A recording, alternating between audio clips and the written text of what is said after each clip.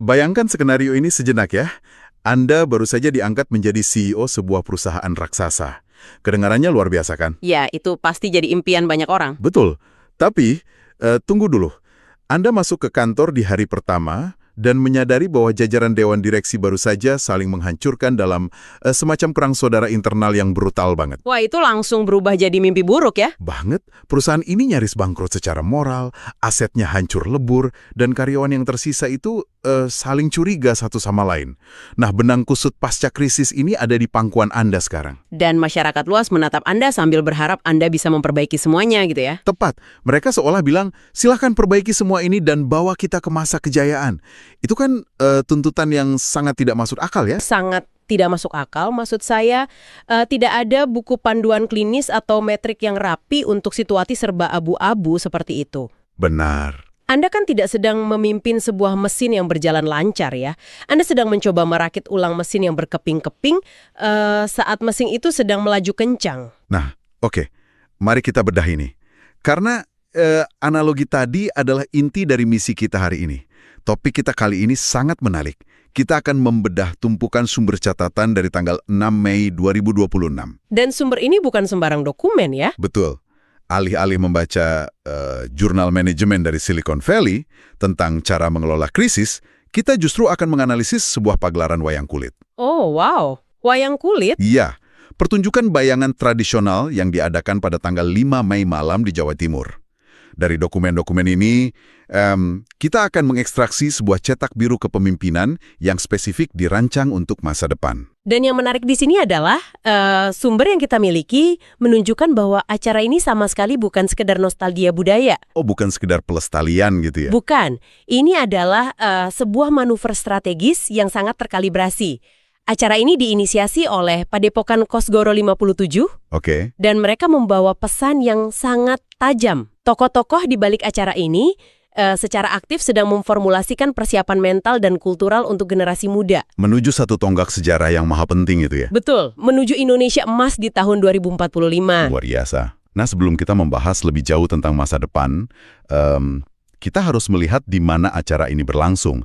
Karena bagi saya lokasinya ini memberikan bobot yang luar biasa pada pesannya. Lokasinya memang sangat ikonik. Kan catatan kita menyebutkan bahwa pagelaran ini bertajuk Parikesit Cumeneng Ratu. Dan itu tidak diadakan di sembarang tempat.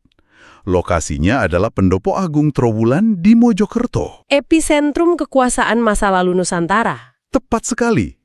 Bagi Anda yang mungkin belum familiar, Trowulan ini secara historis diyakini sebagai bekas ibu kota kerajaan Majapahit. Dan itu memberi konteks yang sangat dalam. Banget. Dan penyelenggaranya yaitu Padepokan Kosgoro 57, ini perlu kita beri sedikit konteks juga ya. Silakan. Kosgoro ini bukanlah sekedar sanggar seni biasa. Mereka punya sejarah panjang sebagai organisasi masyarakat yang berakar pada semangat gotong royong dan punya pengaruh sosial politik yang kuat. Iya, saya baca di catatan itu acara ini diadakan di bawah arahan Ki Much DPR sebagai Ketua Dewan Penasehat ya. Betul, dan juga Ki HM Ridwan Hisyam sebagai Ketua Dewan Pembina. Plus dihadiri oleh tokoh-tokoh besar seperti Ki Lanyala MM dan Ki Semar RBS. Cukup banyak tokoh nasional yang hadir. Iya, dan di atas panggung pesannya itu dieksekusi oleh dalang Ki KRT Senoaji Singomurtadlo dengan iringan musik campursari Krido Budoyo. Nah, pemilihan elemen-elemen ini sangat berlapis loh. Maksudnya gimana tuh? Bahkan musik campursari itu sendiri kan menggabungkan instrumen modern dengan gamelan tradisional ya. Itu kayak semacam metafora sonik tentang meleburkan masa lalu dan masa kini. Oh iya, masuk akal. Tapi jujur saja waktu saya membaca catatan ini ada satu hal yang bikin saya mengernyitkan dahi. Ada yang janggal. Gini, jika tujuannya adalah membicarakan visi raksasa tentang Indonesia Emas 2045, sebuah era yang dibayangkan penuh kecerdasan buatan, infrastruktur hipermodern, dan kompetisi global, kenapa mengadakannya di Trowulan? Kenapa nggak di kota metropolitan gitu ya? Iya, kenapa nggak menyewa balai konvensi paling futuristik di pusat bisnis Jakarta kan? Lengkap dengan proyektor hologram dan presentasi bergaya TED Talk. Itu pertanyaan yang wajar sih. Ibaratnya ini kayak mengadakan rapat strategi global, sebuah perusahaan teknologi mutakhir, tapi Anda mengadakannya di garasi berdebu, tempat perusahaan itu didirikan berabad-abad lalu. Ya, ya, saya paham analogi Anda. Tapi, Trowulan itu bukan sekedar garasi tua. Trowulan adalah monumen dari mana gagasan Nusantara pertama kali dikonseptualisasikan dan disatukan. Oke, jadi ada nilai historis yang ingin diangkat ya? Betul. Jika mereka mengadakannya di Gedung Kaca di Jakarta, pesannya akan menjadi terlalu korporat, terlepas dari akar. Terlalu steril mungkin ya? Tepat. Dengan membawanya ke Trowulan, para tokoh ini memberikan pernyataan tegas. Anda tidak bisa melompat sejauh 100 tahun ke depan jika Anda tidak tahu dari mana Anda berasal. Wow, itu poin yang kuat. Di tengah gempuran budaya global yang homogen kan, identitas kultural tuh bukan sekedar dekorasi estetika untuk pariwisata. Identitas itu adalah kompas navigasinya. Saya suka istilah itu, kompas navigasi. Membangun panggung di atas tanah bekas ibu kota Majapahit itu adalah cara untuk membumikan visi masa depan pada fondasi yang sudah terbukti pernah mencapai kejayaan. Oke, itu memberikan perspektif yang sangat solid. Jadi kita tuh tidak sedang mundur ke masa lalu ya. Kita sedang mencari pijakan yang kokoh untuk melompat. Sangat betul. Nah, sekarang mari kita masuk ke bagian yang paling esensial dari catatan ini, yaitu lakon ceritanya. Disinilah bagian yang sangat menarik menurut saya. Karena pemilihan ceritanya juga sangat spesifik kan? Sangat. Tadi saya sebut Dalang membawakan lakon Parikesit Jumeneng Ratu, yang artinya Parikesit naik tahta. Dan sosok Parikesit inilah yang menjadi inti dari cetak biru kepemimpinan yang sedang kita bahas ya? Benar. Mari kita perkenalkan karakternya sedikit untuk Anda yang sedang mendengarkan. Secara silsilah, Parikesit ini adalah putra dari Abimanyu. Yang berarti dia adalah cucu dari Arjuna ya? Tepat. Sang kesatria panah legendaris dari epik Mahabharata itu. Tapi, Parikesit tidak naik tahta diiringi sorak-sorai pesta pora yang meriah gitu. Situasinya jauh dari kata ideal. Jauh banget. Dia mengambil alih kepemimpinan tepat setelah Perang Baratayuda berakhir. Dan Baratayuda ini bukan sekedar perang antar negara ya. Ini perang saudara yang sangat destruktif. Betul. Perang yang membinasakan hampir seluruh garis keturunannya. Bayangkan lanskap psikologis dan fisik yang diwarisi oleh pemuda ini ya. Pasti hancur-hancuran.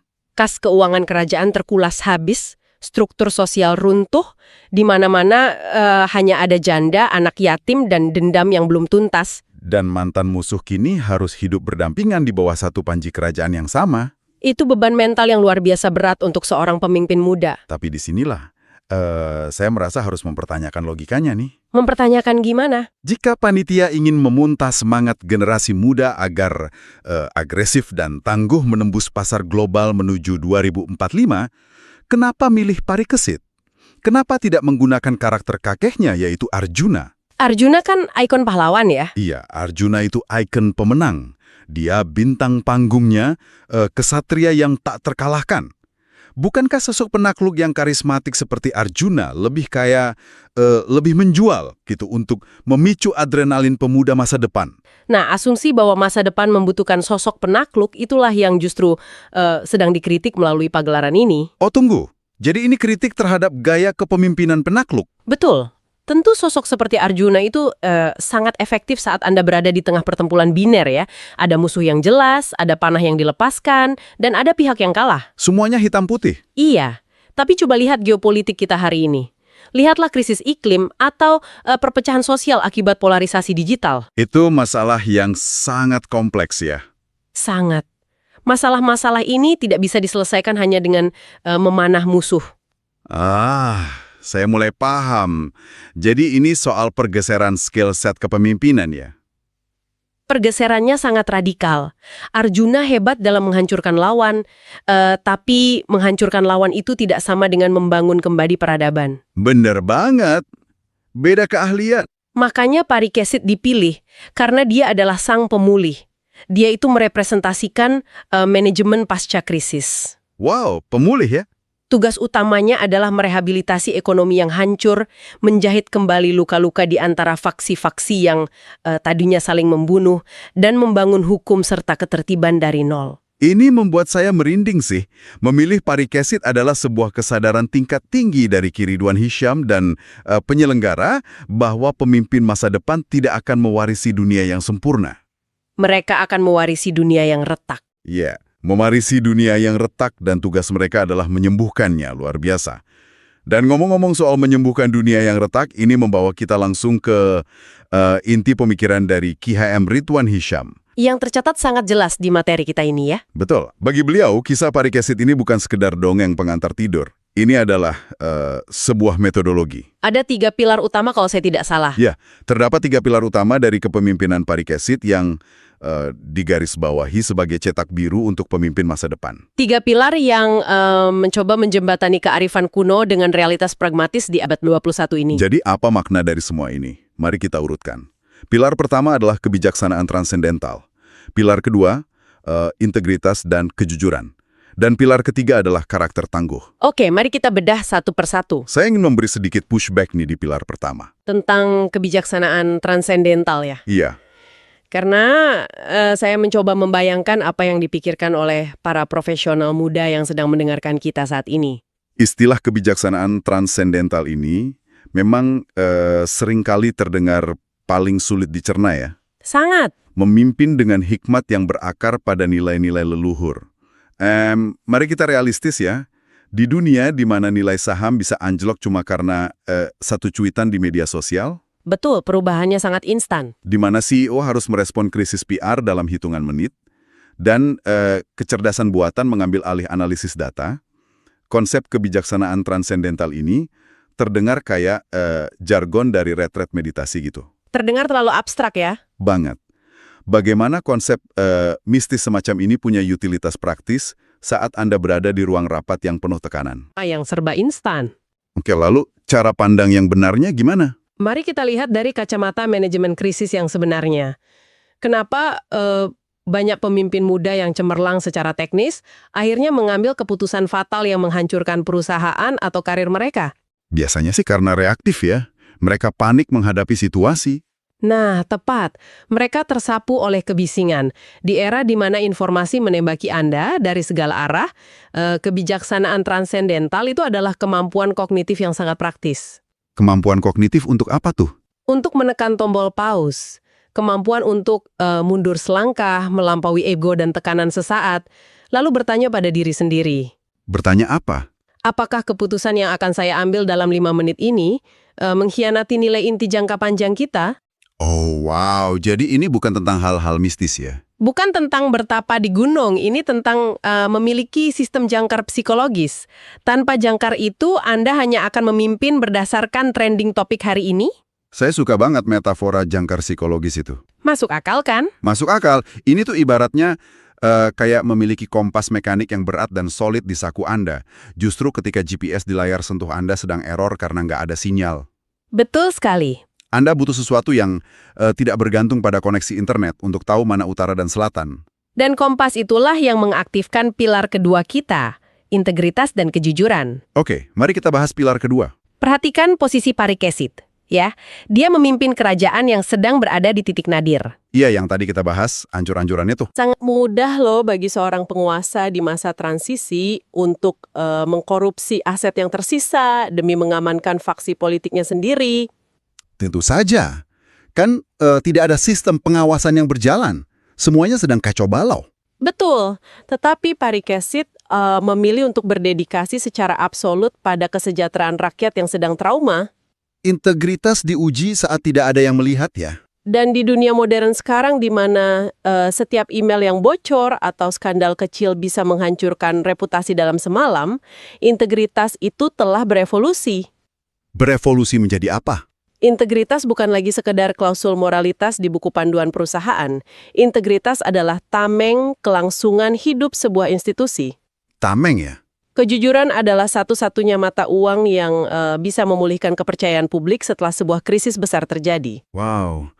Dan jika integritas itu adalah tamengnya, maka pilar ketiga, yaitu karakter tangguh, adalah stamina untuk terus memegang tameng tersebut kan? Analogi yang sangat pas. Ini terhubung kembali dengan gagasan bahwa parikesit harus menyapu puing-puing peradaban, Pemimpin masa depan itu mungkin akan menghadapi pandemi jenis baru, krisis iklim, atau kehancuran ekonomi. Dan karakter yang sekuat baja itu mutlak diperlukan untuk bangkit berulang kali dari keterpurukan. Pemimpin yang integritasnya rapuh akan menghancurkan sistem dari dalam ya. Sementara pemimpin yang karakternya tidak tangguh akan hancur oleh tekanan dari luar. Kombinasi ketiganya ini ibarat sistem kekebalan tubuh bagi seorang pemimpin. Sangat betul. Nah, pemahaman tentang sistem kekebalan tubuh pemimpin ini secara alami membawa kita ke bagian paling provokatif dari dokumen acara di Trowulan ini. Tentang audiensnya ya, siapa target utamanya? Iya, siapa yang sebenarnya sedang disuntik dengan sistem kekebalan ini.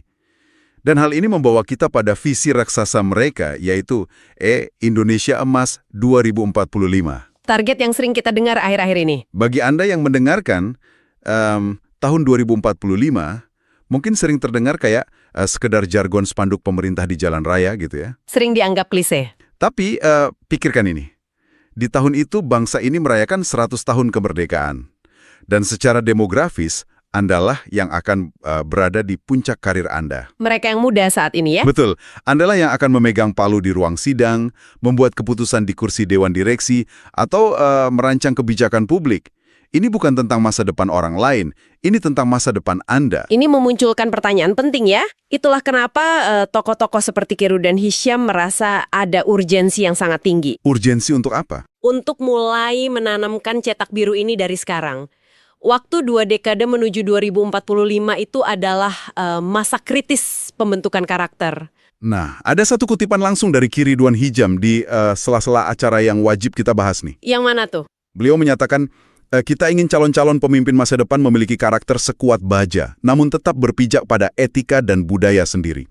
Triwulan adalah saksi bisu kejayaan kita, dan dari sini semangat itu harus kita bangkitkan kembali. Karakter sekuat baja namun berpijak pada etika sendiri? Frasa itu, bagi saya, memvisualisasikan sebuah paradoks yang brilian loh. Bagaimana Anda memvisualisasikannya? Saya membayangkan kayak kita sedang berambisi membangun gedung pencakar langit yang sangat futuristik menuju 2045. Oke, gedung pencakar langit. Fasadnya terbuat dari kaca pintar, teknologinya terintegrasi AI, puncaknya seolah ingin merobek langit kompetisi global. Gedung ini harus kuat ya, sekuat baja. Sangat modern di luar ya? Ya, tapi saat Anda melihat ke bagian paling bawah, ke ruang bawah tanahnya, pondasi yang menahan beban ratusan ribu ton gedung itu tidak menggunakan material sintetis yang baru diuji kemarin sore. Lalu menggunakan apa? Pondasinya dibangun menggunakan resep beton kuno, warisan leluhur. Resep yang sudah terbukti lolos uji guncangan gempa dan badai sejarah selama berabad-abad. Ah, saya mengerti. Gedungnya menatap lurus ke masa depan. Namun akarnya mencengkram erat kearifan masa lalu. Itu metafora yang indah. Dan yang membuat fondasi beton kuno itu relevan hari ini adalah kemampuannya menahan ilusi modernitas. Ilusi modernitas ya? Iya. Kita kan seringkali dicokoki asumsi bahwa untuk menjadi maju kita harus mengamputasi masa lalu ya kan? Seolah-olah tradisi itu beban yang memperlambat kecepatan inovasi gitu ya? Betul sekali. Padahal melalui acara ini, penyelenggara mendemonstrasikan bahwa inovasi digital atau kekuatan militer dan ekonomi itu hanya akan menciptakan mesin yang destruktif jika tidak diikat. Jika tidak diikat oleh jangkar etika budaya sendiri. Tepat. Sebuah jangkar yang tidak pandang bulu. Karena dari catatan audiens yang hadir malam itu, ini bukanlah rapat tertutup para elit. Ini detail sosiologis yang sangat penting loh. Acara ini dihadiri oleh tokoh nasional dan politisi tingkat atas ya, itu benar. Tapi penontonnya juga beragam kan? Banget. Penontonnya merangkul masyarakat umum, penggiat budaya dari akar rumput, duduk lesehan bersama menikmati alunan sinden dan narasi sang dalang. Lesehan bersama. Itu mengirimkan pesan yang sangat nyata. Pesan bahwa visi Indonesia Emas dan cetak biru kepemimpinan Parikesit ini tidak bisa hanya didelegasikan kepada para menteri di Jakarta atau CEO di gedung perkantoran aja. Kebijaksanaan untuk memulihkan krisis dan membangun kembali masyarakat harus menjadi kesadaran kolektif ya. Betul.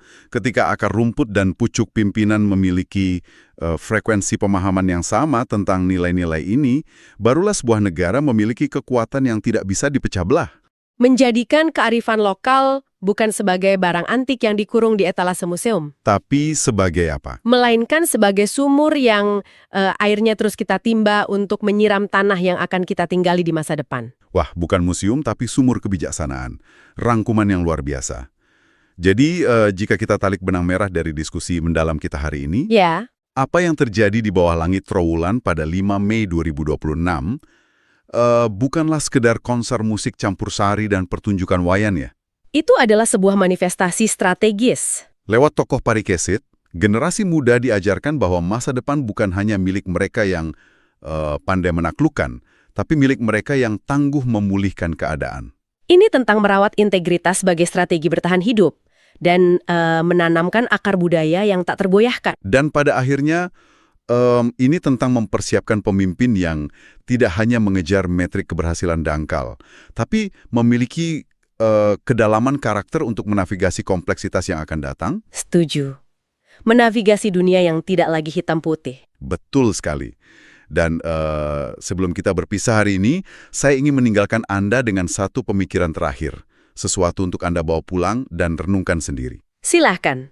Di awal kita sepakat bahwa memimpin di dunia nyata berarti bersiap menghadapi situasi yang serba abu-abu ya. Benang kusut pasca krisis di mana tidak ada panduan yang pasti. Iya, itu adalah ujian sesungguhnya. Jika tokoh-tokoh di Trowulan harus menggali kembali sebuah epik dari ratusan tahun yang lalu untuk menemukan kompas bertahan hidup bagi generasi 2045, maka cerita modern macam apa yang sedang Anda dan kita semua tulis hari ini? Pertanyaan yang tajam. Apakah keputusan-keputusan yang kita ambil hari ini di perusahaan kita, di komunitas kita, memiliki bobot integritas yang cukup untuk diceritakan ulang 100 tahun dari sekarang sebagai panduan bagi generasi abad ke-22? Atau jangan-jangan kita hanya sekedar menambah kebisingan? Ataukah kita hanya sedang meninggalkan tumpukan jejak digital tanpa makna? Karena pada akhirnya, di tengah badai krisis, yang menyelamatkan kapal bukan kecanggihan radarnya kan? Melainkan ketangguhan karakter kaptennya. Tepat. Terima kasih untuk Anda yang sudah setia membedah materi yang luar biasa ini bersama kami. Teruslah asah rasa ingin tahu Anda, bangunlah karakter yang tangguh dimanapun Anda memimpin. Dan sampai jumpa di penelusuran mendalam kita berikutnya.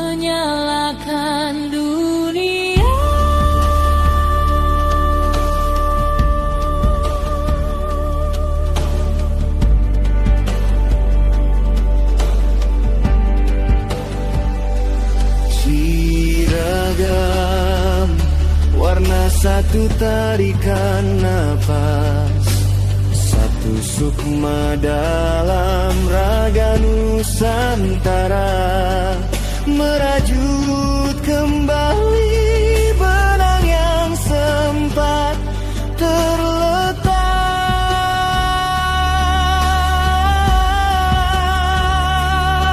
Takdir digelar, takdir kita yang satu.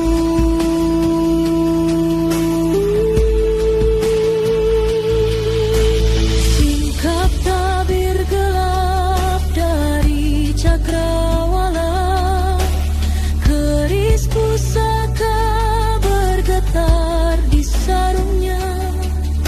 Fajar telah menyapa dari ufuk timur sana, membawa kita sabda sang Batara.